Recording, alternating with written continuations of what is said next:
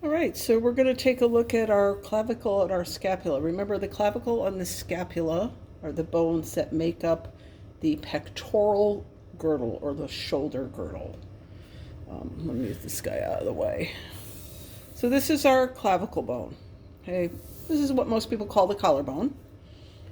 I just give it a little bit of a zoom in here. The clavicle has two ends. All right, the flat end here is called the sternal end, and the rounded end is called the acromial end. This is going to articulate with the acromion on the scapula.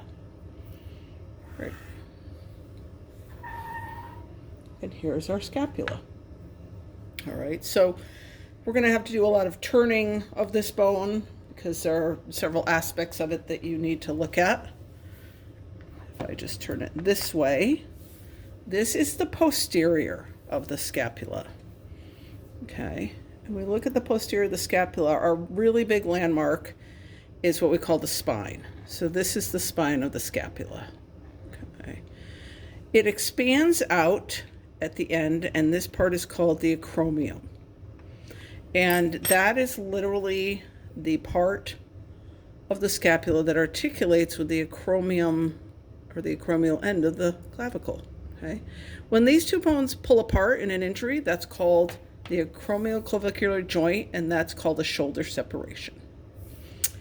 If we spin this around, okay, so that we're looking at the anterior part of it, here is our coracoid process. Okay, and then if we look at it from the side, here's our glenoid cavity. The glenoid cavity articulates with the head of the humerus to make up our shoulder joint. I'm going to just zoom out a tiny bit so we can take a look at our three fossas. All right, so remember I said that spine is going to become a landmark for some other features. So again, here's our spine. This fossa above the spine is the supraspinous fossa.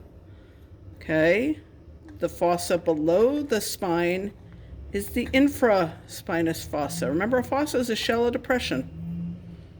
When we turn this anteriorly, this is the subscapular fossa. And that's our scapula and our clavicle.